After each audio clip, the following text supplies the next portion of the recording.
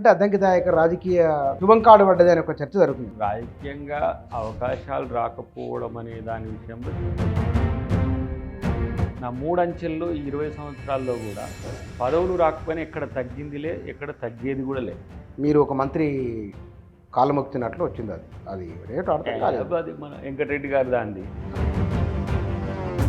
ఏ పదవి ఏమైనా హామీ ఇచ్చిరా, ఎట్లా జరిగింది? ఇంకా ఆయనకు ఉన్నది మైండ్లో ఉంది, అది నాకు చెప్పిండు. ఎప్పుడు ఏం చేస్తారు అనేది ఆయనకు వదిలేస్తారు. ఎందుకంటే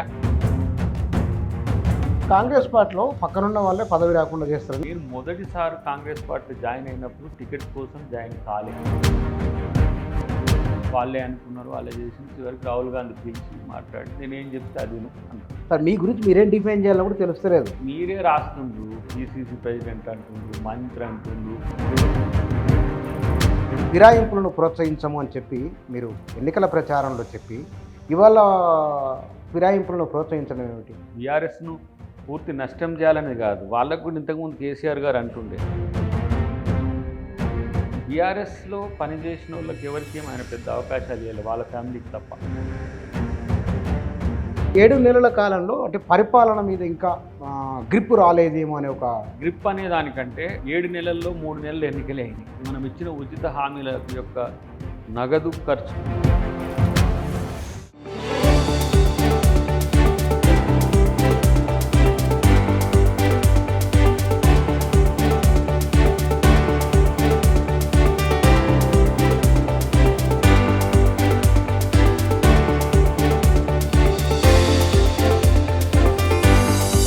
నమస్తే.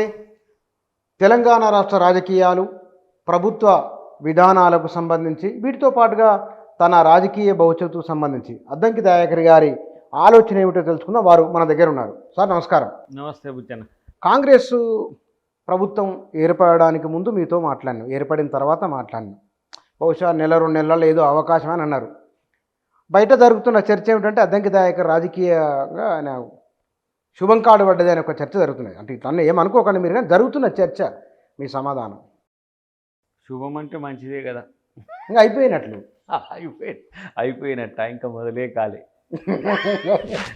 కాబట్టి మొదలైతే తొందరలోనే అవుతుంది. ఇప్పుడు రాజకీయంగా అవకాశాలు రాకపోవడం అనే దాని విషయంలో చాలా చర్చోపచర్చలు జరుగుతున్నాయి. చూసిండ్రు కదా, మొన్న మాకు వెంకటరెడ్డి గారు అడ్డుకున్నారు అది ఇది అని చెప్పి చర్చ వచ్చినప్పుడు వెంకటరెడ్డి గారే నా ఆడియో లాంచ్కి వచ్చి ఓపెన్ చేసిన పరిస్థితి మీరు చూసిండ్రు. ఎందుకు రావట్లేదు అని అంటే చెప్పలేనోడు ఎవడో ఒక్కడు వాడే అద్దంకి దయాకర్.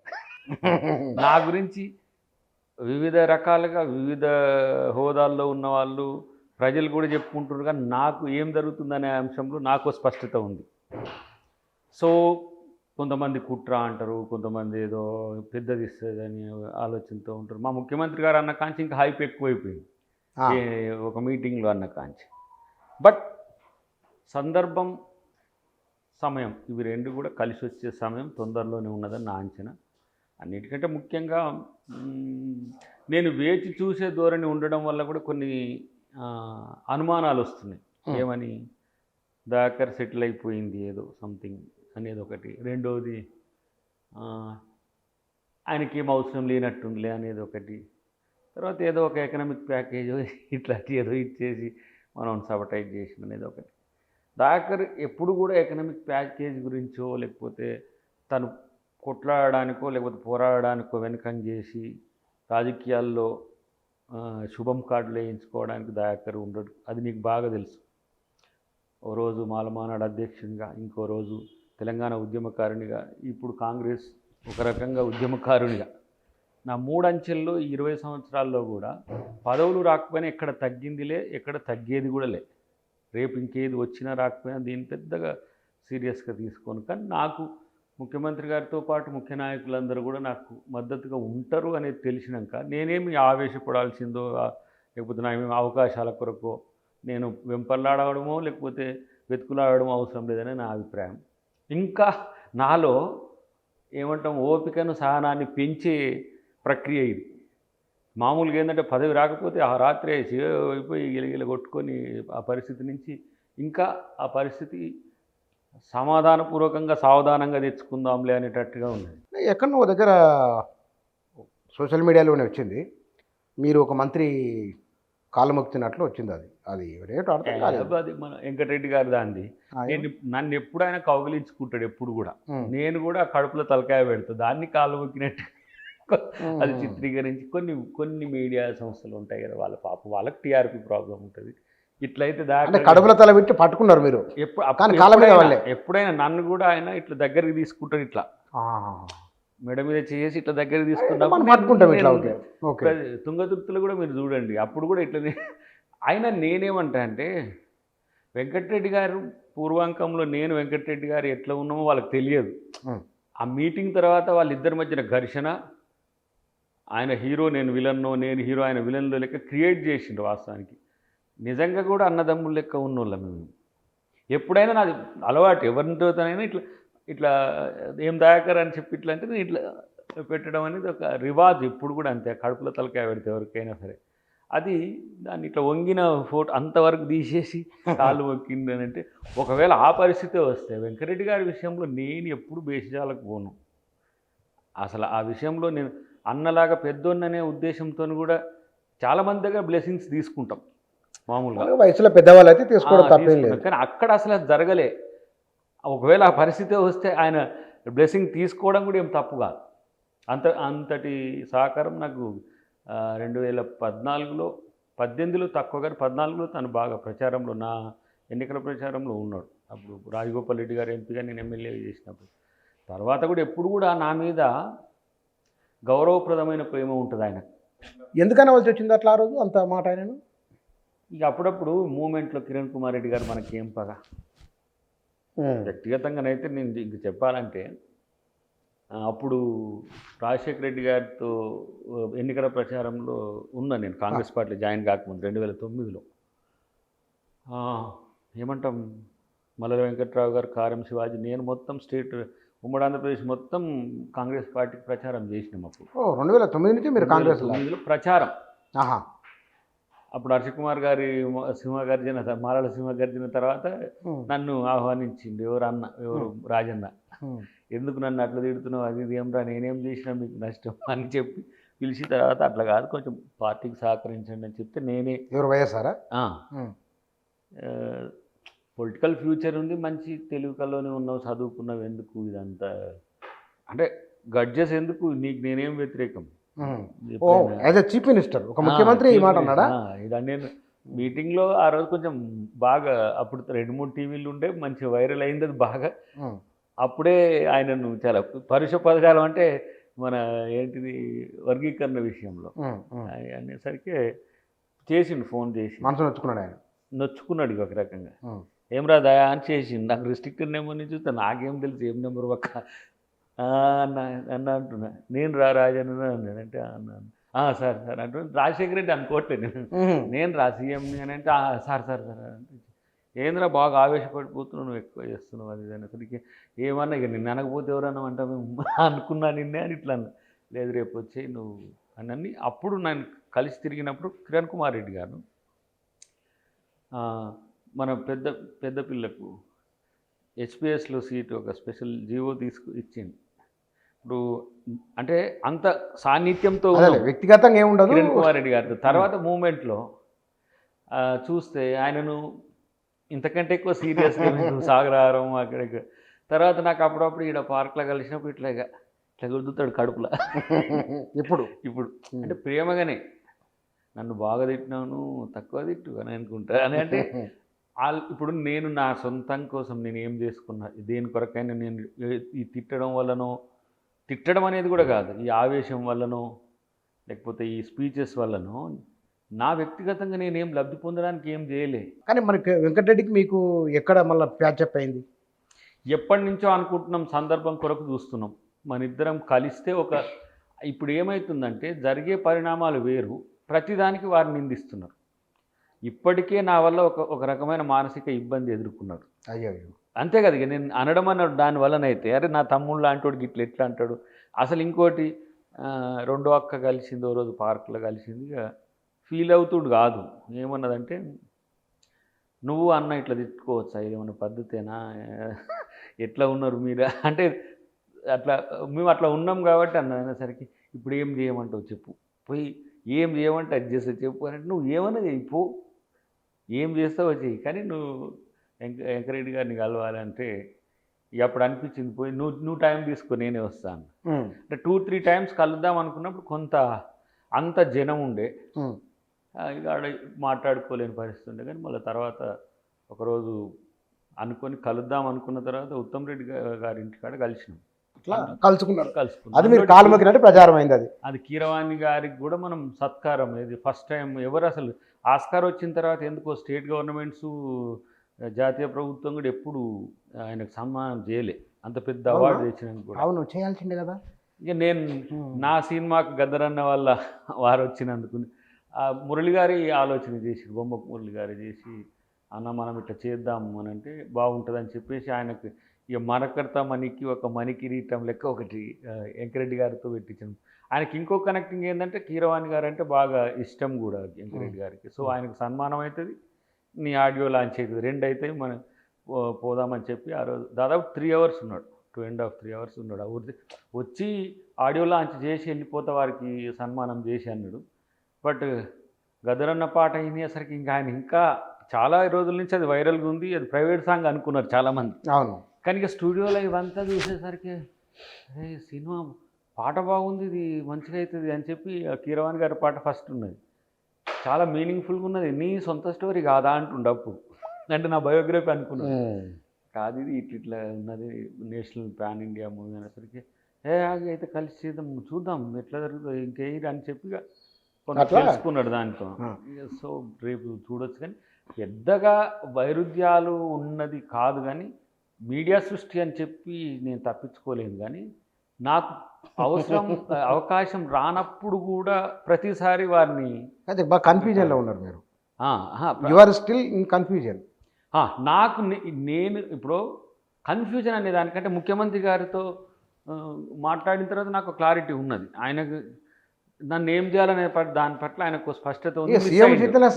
ఆయన కదా సీఎం అన్న దాని తర్వాత పర్సనల్గా మాట్లాడుకున్నప్పుడు అది ఇప్పుడు చాలామంది ఎట్లా ఉందంటే దయాకర్కి ఏం రాలేదు, దయాకర్ని అయిపోయింది, శుభం కార్డు కొట్టేసిండ్రు, దయాకర్ కథ ముగిసింది అని అంటుంటే అక్కడిక్కడ వింటాడు కదా.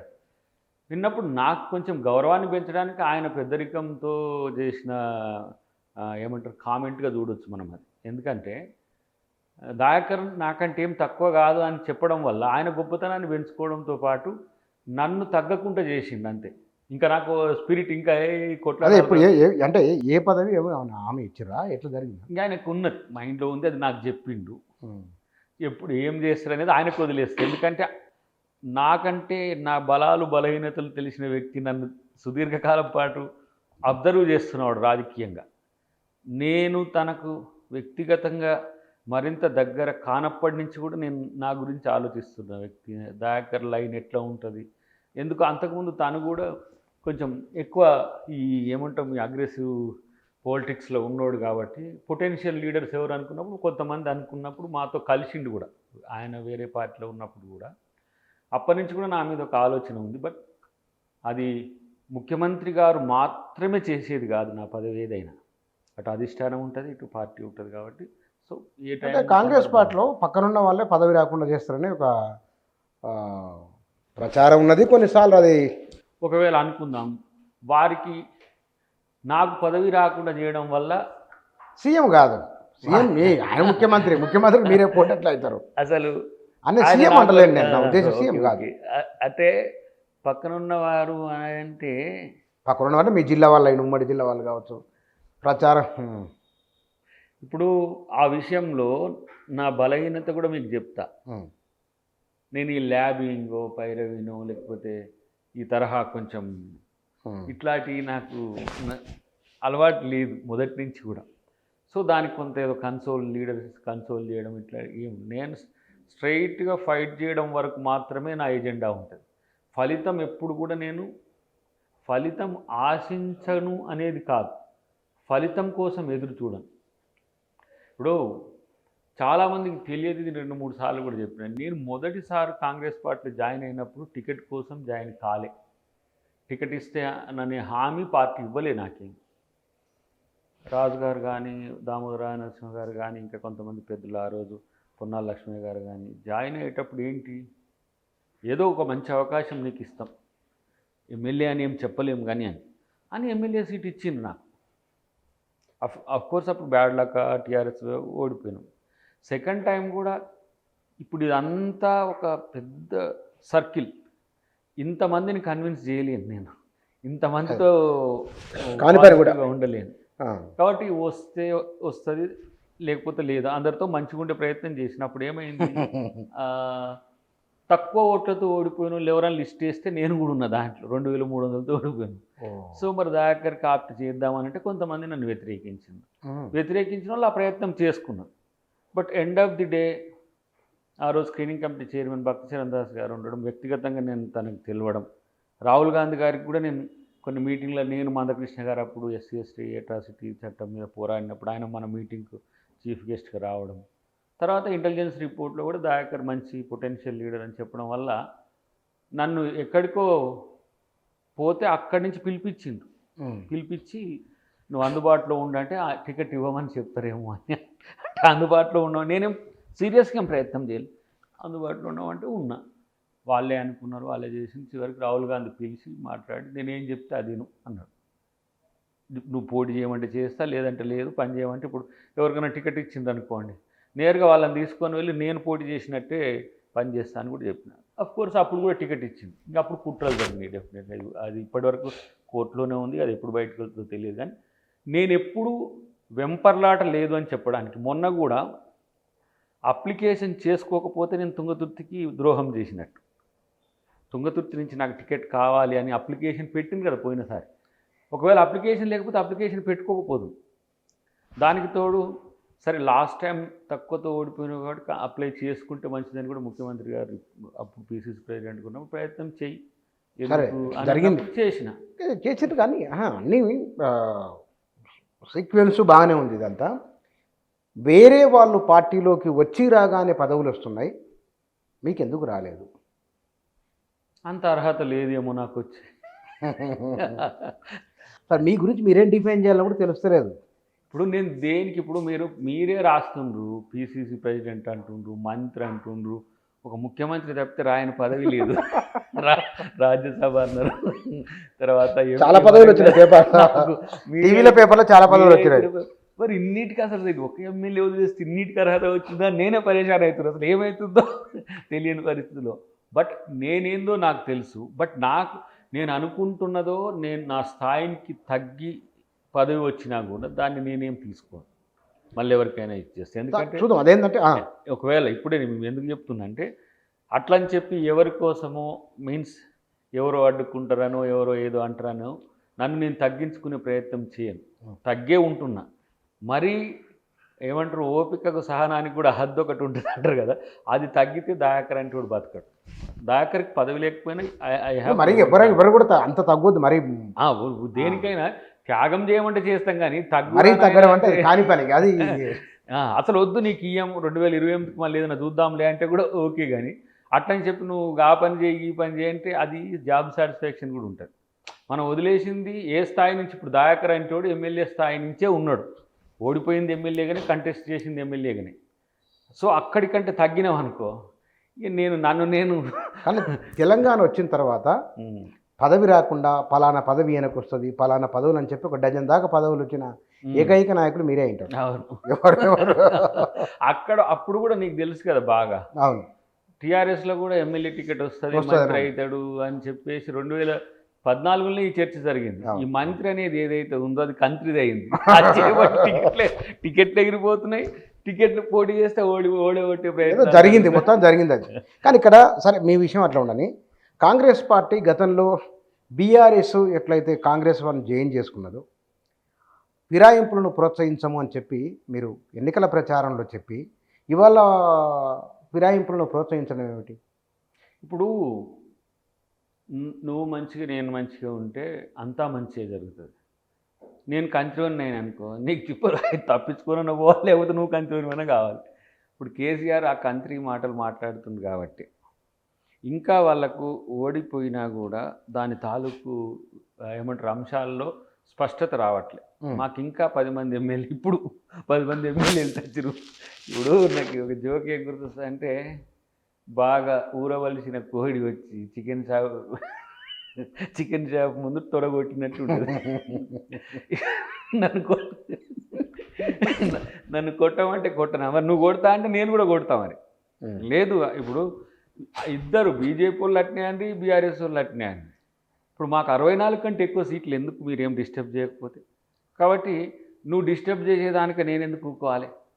సో అది వాళ్ళకి. రెండోది నాయకత్వాల మీద నమ్మకం కోల్పోవడం కూడా ఇప్పుడు వాళ్ళు తేల్చుకోలేకపోతున్నారు. కేసీఆర్ గారు స్తబ్దంగా ఉండడం, రెండోది కేటీఆర్ మీద నమ్మకం ఉందో లేదో తెలియదు, హరీష్ రావు అటు ఇటుగానే ఉన్నాడు. సో కవిత గారు పోయి జైల్లో ఉంటే అసలు ఇదొక పెద్ద వాళ్ళకి కొంచెం నెగిటివ్ టైం చేయబట్టి నాయకులు కూడా ఇప్పుడు ఈ రోజుల్లో నేను అంటున్నాం, వాస్తవానికి మనం బియాండ్ ది పాలిటిక్స్ మాట్లాడుకుంటే సిద్ధాంతాలు విధానాల మీద ఆధారపడి రాజకీయాలు చేసే రాజకీయ నాయకత్వం ఉందా? అసలు అధికార రాజకీయాలు వేరు, రాజకీయం వేరున్నది. నేను లోపలికి వచ్చి బాయిలో మునిగినాక తెలుస్తున్నది. గెలిచిన ఎమ్మెల్యేలు అయిన తర్వాత రాజకీయము మొత్తం హౌస్ పెర్ఫార్మెన్సు పదవులు ఇదంతా వేరే ఉంది. ఇప్పుడు పార్టీ కొరకు కొట్లాడము, పార్టీని అధికారంలోకి తేవడం ఇదొక లెక్క ఉన్నది. సో ఇవి రెండింటి మధ్యన తేడాలో ఏడ గెలిచినా ఎటుంటేంది, ఎటు గెలిస్తే ఫస్ట్ మనకు పదవి ముఖ్యం, తర్వాత దాని తర్వాత అధికారం ముఖ్యం, దాని తర్వాత ఇంకా లాభాలు వ్యాపారాలు ఇట్లయింది. సో దానివల్ల కూడా నిలకడలేని రాజకీయ నాయకత్వం అవుతుందని నేను అనుకుంటున్నా. అది మారాలి తెలంగాణలో. అది దాన్ని మొదలుపెట్టింది కేసీఆర్.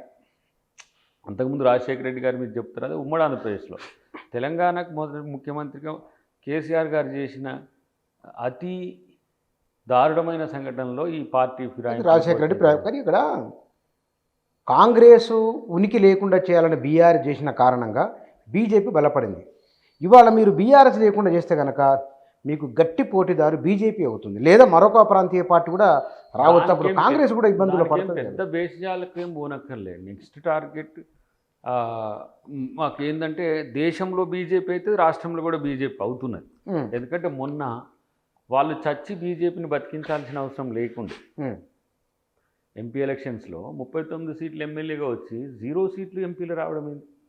అది ఎందుకు జరిగిందని ఎవరు ఎందుకు ఆలోచిస్తలేరు? 0 8 సీట్లు వచ్చినోడు 8 ఎంపీలు వస్తాయి, 8 ఎమ్మెల్యేలు వస్తే 8 లోక్సభ వచ్చినాయి.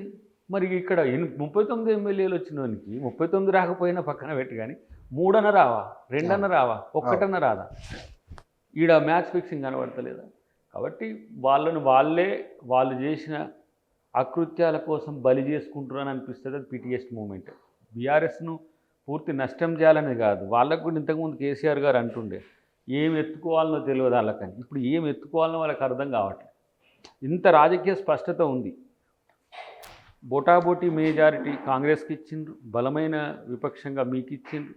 2 పార్టీలు ఎంఐఎం బీజేపీ లాంటి మత రాజకీయాలు చేసే 2 పార్టీలకు చెరిసగం ఇచ్చింది, 7-8 ఇచ్చిండ్రు. కానీ ఇప్పుడు నష్టపోతున్న బీజేపీ రాజకీయాలు చేసుకొని బలపడ్డది. ఎంఐఎం తను రీస్టోర్ అయింది. నష్టపోయింది బీఆర్ఎస్ఏ. నష్టపోవడానికి ప్రయత్నం చేస్తుంది కూడా బీఆర్ఎస్ తన అజ్ఞానపూరిత నిర్ణయాల వల్ల నేను అనుకుంటున్నా. బట్ ఏదున్నా కూడా ఇప్పుడు నొప్పి తెలిస్తే మనం ఏం చేయలేం. ఆ రోజు కూడా ఇప్పుడు కాంగ్రెస్ పార్టీకి ఎక్కడికి బీఆర్ఎస్కి అంత నాయకత్వం ఎక్కడిది? అంత కాంగ్రెస్ నుంచి తీసుకున్నదే కదా, క్షేత్రస్థాయి నుంచి కూడా వచ్చిన వాళ్ళు. ఇప్పుడు పాత వాళ్ళు ఏమంటారు, వచ్చి అమ్మ మళ్ళీ సొంత గుటికి వచ్చినట్టుందా అంటారు. మరి బీఆర్ఎస్లో పనిచేసిన వాళ్ళకి ఎవరికి ఆయన పెద్ద అవకాశాలు ఇవ్వాలి, వాళ్ళ ఫ్యామిలీకి తప్ప ఎవరికి కూడా. అసలు వాళ్ళు ప్రాణాలకు తెగించి పోరాడిన వాళ్ళను పార్టీలకు వెళ్ళి బయటికి వెళ్ళి కొట్టిన సంఘటన ఉన్నది. చాలామందిని చెప్పొచ్చు అట్లా, మీకు తెలిసి నాకు తెలిసిన వాళ్ళు.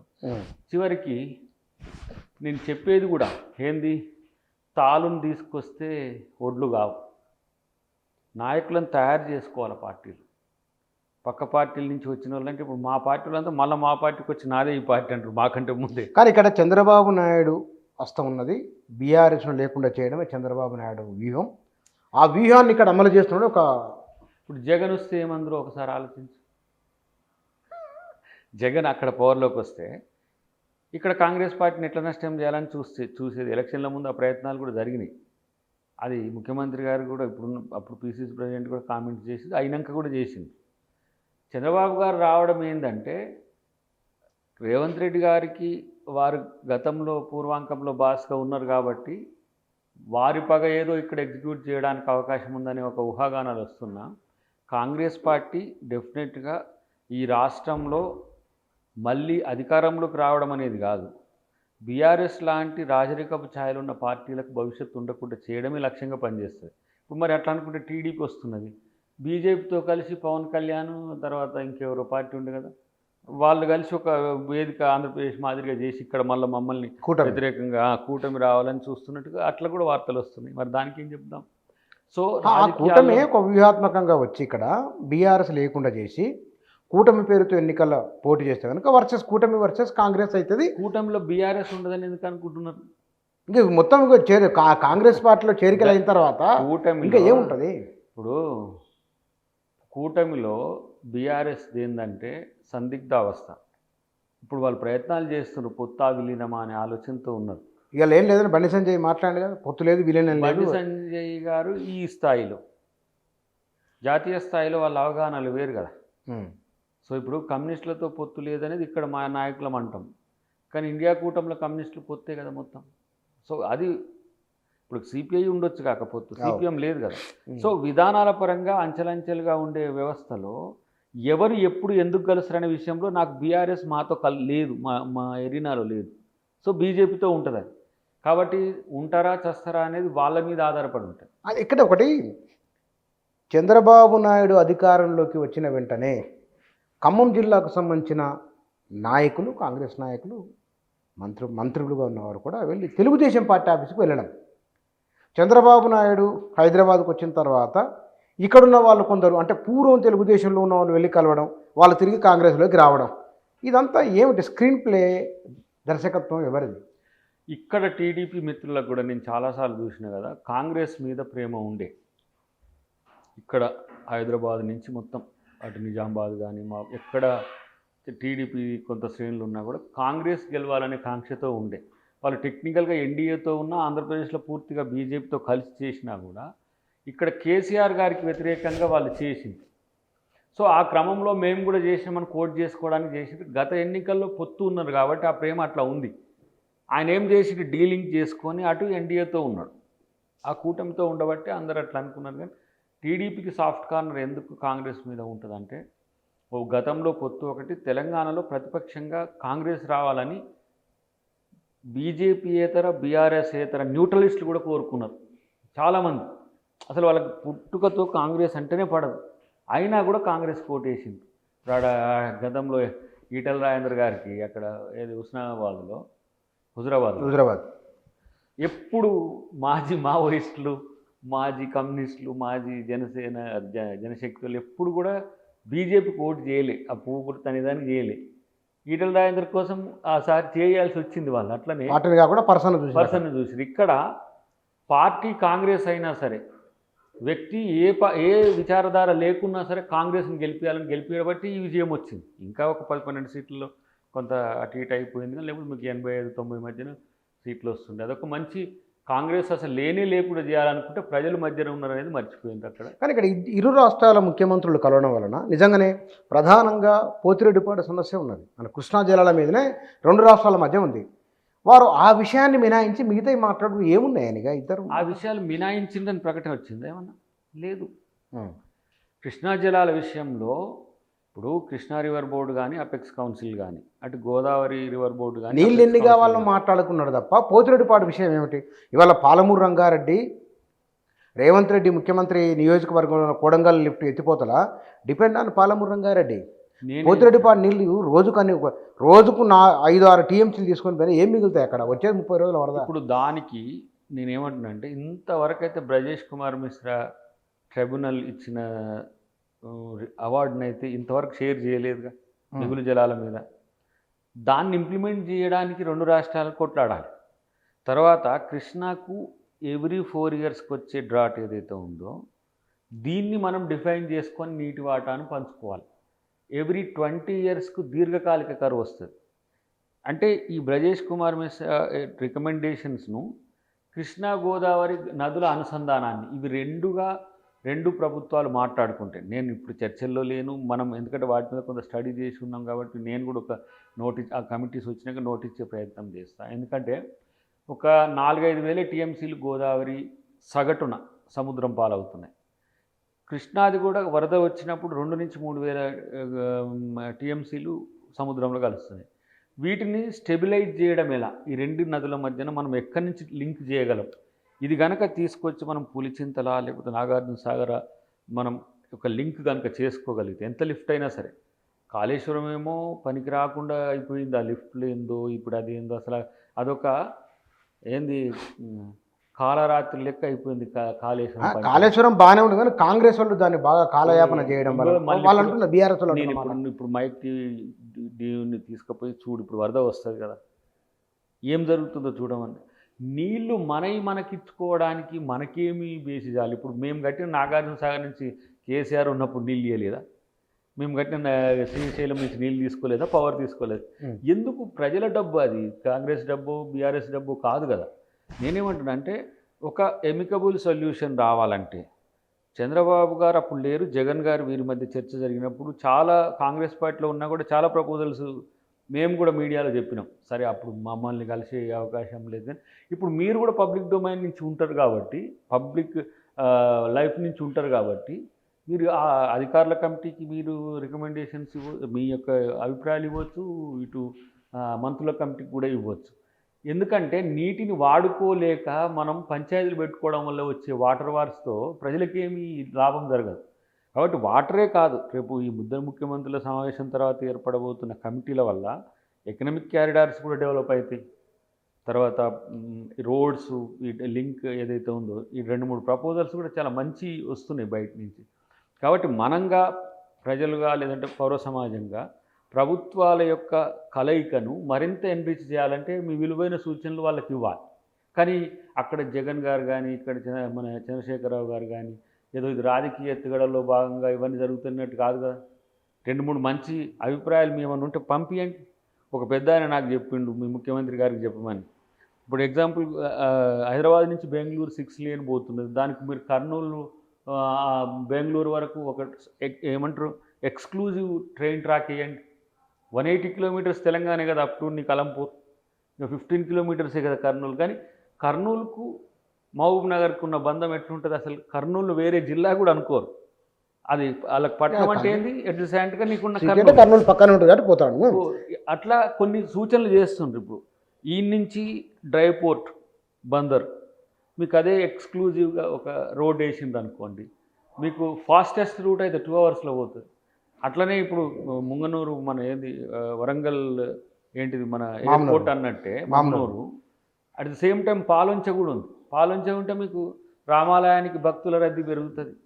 అది చాలా విశిష్టమైన టెంపుల్ అది భద్రాచలం. మీకు ఇప్పుడు ఎక్కడి నుంచైనా ఇంటర్నేషనల్ టూరిస్ట్ రావాలంటే ఇప్పుడు అయోధ్యకు మనకు అన్ని వేసి నుంచి ఇప్పుడు లింక్ మనకు ఫ్లైట్స్ వేసినాం. అట్లనే హైదరాబాద్ ఎక్కడి నుంచైనా రాని హైదరాబాద్ లింక్ ఫ్లైట్ని కనుక మీకు పాలొంచ దిగితే భద్రాచలం ఎంపవర్ అవుతుంది. ఆ కుంట ప్రాంతం నుంచి ఆ ఏరియా కూడా మీకు కొంత ఫ్రీ అవుతుంది. సో ఎకనామిక్గా కూడా బెనిఫిట్ అవుతుంది. కాబట్టి నేనేమంటున్నాను ఇట్లాంటి ఒక మంచి ఆలోచనలు చేసి చెప్పాలి. కానీ 7 నెలల కాలంలో అంటే పరిపాలన మీద ఇంకా గ్రిప్ రాలేదేమో అనే ఒక గ్రిప్ అనే దానికంటే 7 నెలల్లో 3 నెలలు ఎన్నికలే అయినాయి. 3 నెలలు ఎన్నికలే. సో ఎంత 200 డేస్ అనుకో, మొత్తం 6 నెలలు అంటే 180 ప్లస్ 200 డేస్ ఎబోవ్ అయింది ఇప్పటికి. అంతే డేస్ చూస్తే 100 రోజుల్లో పథకాల అమలుకు సంబంధించి చర్చ పెట్టినాం. కానీ ఎలక్షన్ కోడ్ ఇదంతా ఉంది. తర్వాత సొమ్ములు లేవు. ఇప్పుడు వాటిని సమీకరించే పనిలో ప్రాబ్లం ఉంది కదా. ఇప్పుడు 6 గ్యారెంటీలు అప్పుడు అధికారంలోకి వచ్చిన 3 నెలలు రోజో మాట మంత్రులు 6 గ్యారెంటీలు ఇది 5, 9, 10 చేసినాం అని అన్నారు. దాంట్లో ఎకనామికల్ బర్డెన్ అయ్యేది 1 రైతు రుణమాఫీ, 2 రైతు భరోసా, 3 మహాలక్ష్మి కళ్యాణమస్తు. మహాలక్ష్మి పథకం కింద కళ్యాణమస్తు కూడా చిన్నదే. చిన్న తులం బంగారం 80,000 అయింది. 53,000 కోట్లు మొత్తం. మనం ఇచ్చిన ఉచిత హామీల యొక్క నగదు ఖర్చు ఎంత అయిందంటే 53,000 కోట్లు. 2,49,000 కోట్ల బడ్జెట్. రెవెన్యూ రిసీట్స్ వచ్చిన పైసలు అంటే ఎంత మీకు 15-20% కూడా కాదు మనం ఏది ఉచితాలకు ఇచ్చింది. సో దానివల్ల ప్రయోజనం ఉందా అంటే ఇప్పుడు దాంట్లో మిగతా అంతా ఉద్యోగాలు వేస్తామని చెప్పినాము. తర్వాత విద్యార్థులకు సంబంధించి ఫీజులు రియంబర్స్మెంట్ ఇట్లాంటివన్నీ చెప్పినా అవన్నీ వంతుల వారీగా స్లోగా జరుగుతాయి. ఎప్పుడైతే మనకు ఏది దాని పేరేమో ఉండే కదా మా ముఖ్యమంత్రి గారు అన్నది, లంకె బిందెలు నిండుతుంటాయో అట్లా మేము విడుదల చేస్తూనే ఉంటాం. రైతు రుణమాఫీ అనేది ప్రెస్టీజియస్ ఇప్పుడు. ఎందుకంటే రైతు రుణమాఫీ చేయకపోతే కాంగ్రెస్ పార్టీ ఏ రాష్ట్రంలోనైనా వచ్చిన తర్వాత రైతు రుణమాఫీ 2 లక్షలు ఎట్ ఏ టైం చేస్తుంది, ఏ రాష్ట్రంలోనే, నాట్ ఈవెన్ తెలంగాణ. సో ఇక్కడ మనకు డబ్బులు లేకపోవడం వల్ల డిలే అయింది. దాన్ని చేసినాకనే మిగతా వాటికి పోదామనే ఆలోచనతో ఒక వెసులుబాటు సర్దుబాటు జరుగుతున్నది. త్వరలోనే అది రైతు రుణమాఫీ కూడా అవుతుంది. ఈ డిఎస్సి ఏమిటి వివాదం? ఇప్పుడు డిఎస్సికి దాదాపు మెగా అనే దాని విషయంలో ఒకసారి పెట్టాలంటే చాలామందికి అవకాశాలు రావు. ఒకసారి పెట్టాలి, 2 వంతులుగా పెట్టాల్సి వస్తుంది. తర్వాత బడ్జెటరీ సపోర్ట్ కూడా ఉంటుంది. ఇప్పుడు మనం బడ్జెటరీ పోస్టులు వీళ్ళు దాదాపు ప్రతి సంవత్సరం 2000 తగ్గించుకుంటూ వచ్చిండ్రు. బడ్జెట్ను దాన్ని కుదించిండ్రు. ఇప్పుడు మనం ఒకటేసారి ఒక 20,000 ఉద్యోగాలంటే అది ఎక్కువ ఖర్చు అయిద్దనే ఉద్దేశంతో ఇట్లా వస్తున్నది. కానీ ఇప్పుడున్న పరిస్థితుల్లో స్కూల్ ఏమంటారు పేరెంట్ టీచర్ రేషియోను పెంచడానికి టీచర్స్ని పెంచుతున్నాం. తర్వాత స్కూల్స్ కూడా పెరుగుతాయి. ఇంకా మళ్ళీ ఇంకో 12,000 20,000 వేసుకోవచ్చు స్కూల్స్ పెరుగుతున్నా కొద్దీ. ఇప్పుడు వేసేదాన్ని వద్దని ఎందుకు అంటున్నారు అనే విషయంలో వాళ్ళు మాకు ఎగ్జామ్స్ ఒకటి దగ్గర ఉన్నది, ఇంకోటి 1:1 ఇట్లా చేయండి అట్లా చేయండి అని అంటున్నారు. నేనేమంటున్నా అంటే ప్రభుత్వం అన్ని రకాలు ఆలోచించిన తర్వాతనే విద్యార్థుల శ్రేయస్సును దృష్టిలో పెట్టుకొని వాటిని చేయడం జరిగింది. కాబట్టి పరీక్షలు పెడతామంటే పరీక్షలు పెట్టండి నాయన, నోటిఫికేషన్స్ వేయండి నాయన అని బజార్లో పడ్డ రోజులు ఉన్నాయి. వద్దని ఇప్పుడు బజార్లో పడుతున్న వాళ్ళది ముఖ్యమంత్రి గారు ఏదో చెప్పింది. కానీ కొంతమంది పెయిన్ నేను చూసిన. ఎందుకంటే ఆ గ్రూప్ 1 రాస్తూ మళ్ళీ డిఎస్సి రాయాలంటే ఒక ఇన్సెక్యూరిటీ. నా గ్రూప్ 1 వస్తుందేమో, డిఎస్సి కొరకు ప్రిపేర్ అయితే మళ్ళీ ఈ గ్రూప్ 1 పోద్దేమో, గ్రూప్ 1 వల్ల మళ్ళీ డిఎస్సి రాదేమో, ఇది వస్తున్నది పరిస్థితి. నేనేమంటే జాబ్ క్యాలెండర్ మీకు డెఫినెట్గా నెక్స్ట్ అసెంబ్లీ సమావేశాల తర్వాత జాబ్ క్యాలెండర్ వస్తుంది. వాటిని చూసుకొని చదవండి. ఏంటి లేదు, మార్చి 31 ఫైనాన్షియల్ ఇయర్ ఎండింగ్కు ఖాళీలను ప్రకటిస్తాం. 31 కాగానే జూన్ 2లోగా నోటిఫికేషన్స్ ఇస్తాం. ఏప్రిల్, మే, జూన్ ఈ 3 నెలలు. ఈ నోటిఫికేషన్స్ చూసుకొని డిసెంబర్ 9లోగా వాటిని పూర్తి చేస్తాం. ప్రతి ఇయర్ జాబ్ క్యాలెండర్ ప్రతి ఇయర్ అనేది వచ్చింది. మొత్తం 5 ఇయర్స్ ప్లాన్లో ఉన్న జాబ్స్ అన్నిటిని కూడా ఫిల్ చేయాలి. కాబట్టి ఈ ఒక్క దాంతో డిఎస్సి దాంతో మొత్తం జాబులు వేస్తున్నట్టు, లేకపోతే గ్రూప్ 1తో అన్నీ. ఇప్పుడు గ్రూప్ 1 మళ్ళీ మిగిలినవి దీంట్లో కలిపి మీరు 1:100 చేయండి అన్న అంటుంది చాలామంది. మరి రేపు జాబ్ క్యాలెండర్ అనేది 0తో ఎట్లా చూపించాలి? 1 మంత్ తర్వాత వేయబోయే జాబ్ క్యాలెండర్లో మళ్ళీ దానికి టెక్నికాలిటీస్ వచ్చినాయి అనుకో. మీరు చెప్పారు కదా ఆల్రెడీ ఇన్ని లక్షల ఉద్యోగాలు చేస్తాం 5 ఏళ్ల కాలంలో అని చెప్పారు కదా, దీనికి నెంబర్ చూపించండి. ఇప్పుడు దీనికే ఇచ్చే కొంతమందికి ఏజ్ రిలాక్సేషన్ కంప్లీట్ అవుతుంది, వాళ్ళు బాధపడుతున్నారు వాస్తవమే. కానీ వేల కొద్ది మంది సమస్యతో లక్షల మందికి అన్యాయం. అంటే సరిగ్గా ప్రాపర్గా ఈ విషయాన్ని కన్వే చేసి వాళ్ళు కన్విన్స్ చేయగలుగుతున్నారా అని. ఇప్పుడు ఏమవుతుందంటే చర్చ విద్యాశాఖ మంత్రి ముఖ్యమంత్రి గారే చెప్పాల్సి వస్తుంది. ఇది సంబంధిత శాఖ గురించి అఫెన్సివ్గా అగ్రెసివ్గా చెప్పకుండానే కొంతమంది మిత్రులు ఎవరు అప్పట్లో బీఆర్ఎస్కి అనుకూలంగా ఉన్నవాళ్ళు, బీజేపీకి అనుకూలంగా ఉన్నవాళ్ళు కొంత దాన్ని ఇష్యూ చేసే ప్రయత్నం చేసిండ్రు.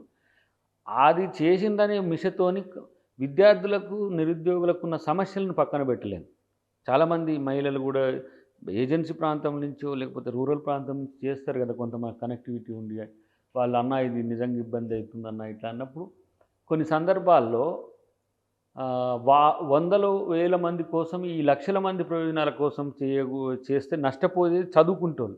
ఇంకోటి ఏంటంటే దీంట్లో వీళ్ళు ఉండకపోతే బాగుండు, ఇంకా వీళ్ళు బ్యాక్గ్రౌండ్ వీళ్ళు ఉండి ఊరికే ఉద్యోగాలు మీరు వద్దని చెప్పు, ఏంది రద్దు చేయమని చెప్పు, రద్దు చేయమనడం ఏంది, ఇంకో కొత్త ఏమని కొట్లాడండి. ఇది అయిపోయిన తర్వాత మొన్న 12,000 20,000 ఎన్ని ఖాళీలు మళ్ళీ ఏమని చెప్పండి. కానీ ఉద్యోగాలు కావాలని కొట్టాడాలి, కానీ రద్దు చేయమని చెప్పి రద్దు చేయమని అంటే విద్యార్థులకు నష్టమైద్దని అంటారు. ఒకళ్ళే 4 చదువుతున్నారు, 4 చదివేటోళ్ళకు గ్యాప్ను కూడా పెంచే ప్రయత్నం అయితే డెఫినెట్గా ఉంటుంది. సార్ చూద్దాం. కానీ ఇక్కడ బీఆర్ఎస్ భవిష్యత్తు ఎట్లా ఉండొచ్చు మీ అంచనా? అంటే వరుసగా మీరు జాయిన్ చేసుకుంటున్నారు కదా. అంటే జాయినింగ్స్ వల్లనో నాయకులు ఇంకో పార్టీలో పోవడం వల్లనో ఒక పార్టీ అంతర్ధానం కాదు, స్వయంకృతం తప్పితే. ప్రజలు ఎప్పుడు డైనమిక్గా ఉంటారు. ఇప్పుడు అట్లా అనుకుంటే మేము స్వయంకృతం కాకపోయినా మమ్మల్ని నష్టం చేయాలని ముఖ్యమంత్రిగా ఉన్నప్పుడు కేసీఆర్ గారు చేసింది. కానీ ప్రజలు చూస్తారు కదా న్యాయం అనేది. ఇది ధర్మయుద్ధం. ఎన్నికల్లో నువ్వు ఎన్ని డబ్బులు వంచు, సారబోయి, సీసాలు ఇయ్యి, ఏమన్నా చెయ్యి, ఎంత కరప్ట్గా ఎలక్షన్స్ జరిగినా తీర్పులు మాత్రం ప్రజాస్వామ్యయుతంగానే వస్తున్నాయి. ఇదొక ఉదాహరణ. అవును. కాబట్టి మేబీ వాళ్ళను బతకమను, కనీసం వాళ్ళను బతకమని. ఎందుకంటే బతకడానికి అనుకూలంగా లేకుండా నిర్ణయాలు తీసుకోకండి. మీకు దారేటో బీఆర్ఎస్ దారేటో తెలియకుండా, గమ్యమేటో తెలియకుండా, మీ ప్రణాళికలు లేకుండా, అసెంబ్లీలకు రాకుండా, బయటనేమో చాలా యాక్టివ్గా ఉంటారు వీళ్ళు, బహిరంగ సభల్లో బయట చేసే ఆటలలో. అసెంబ్లీకి వచ్చే వారికే ఉత్తవాదనలు. కానీ ముఖ్యమంత్రిగా పనిచేసి సుదీర్ఘకాలంగా ఉన్న ఆయన రేపు మొన్న ముఖ్యమంత్రి అడిగిన దానికి సమాధానం చెప్పలేని పరిస్థితుల్లో ఆయన రాలేకపోయింది అనేది మనకున్న సమాచారం. చూద్దాం మరి వాళ్ళు ఎంతవరకు బతుకుతారు. మీరు ఇంకా మీకు ఏ పదవి రాలేదు, అది వచ్చినా అభిప్రాయం తెలియదు. ఇప్పుడు ఈ కాంగ్రెస్ పాలన పట్ల ప్రజల అభిప్రాయం ఎట్లా ఉంది? చెయ్యాలి అనేది ఉన్నది వాళ్ళకు. మేము చేస్తామని చెప్తున్నాం, కానీ డెఫినెట్గా చెక్కులు రావాల్సిన అవసరం ఉంటుంది. అది వివిధ రూపాల్లో బడ్జెటరీ సమీకరణ చేస్తున్నారు. ఈ ఫినాన్షియల్ ఇయర్ కొంత కష్టతరం తప్పదు. మనం ఊహించిన దానికంటే భిన్నంగా ఉంది. నెక్స్ట్ ఫినాన్షియల్ ఇయర్ నుంచి మాత్రం పథకాల అమలు పక్కన పెట్టండి, ప్రణాళికబద్ధ అభివృద్ధి అనేది ముఖ్యమంత్రి గారి ఒక ఆలోచన. మీకు అంటే ఎన్నోసార్లు చెప్పిండ్రు కూడా. రీజనల్ రింగ్ రోడ్ అంటే అర్బ్, సబర్బ్, రూరల్, ఈ 3 క్లస్టర్స్గా తెలంగాణను మనం పరిపాలించుకునే అవకాశం ఉంటుంది. ఇక్కడ అంతర్జాతీయ స్థాయి ఆలోచనలతో పెంపొందించే కార్యాచరణ ఉంది. గ్రామాల లేదంటే ఏది రూరల్ ఏరియాల యొక్క అభివృద్ధి అనేది నేరుగా తను కూడా గ్రామాల నుంచి వచ్చిన నాయకుడు కాబట్టి పరిపుష్టమైన అభివృద్ధి ప్రణాళిక ఉంది.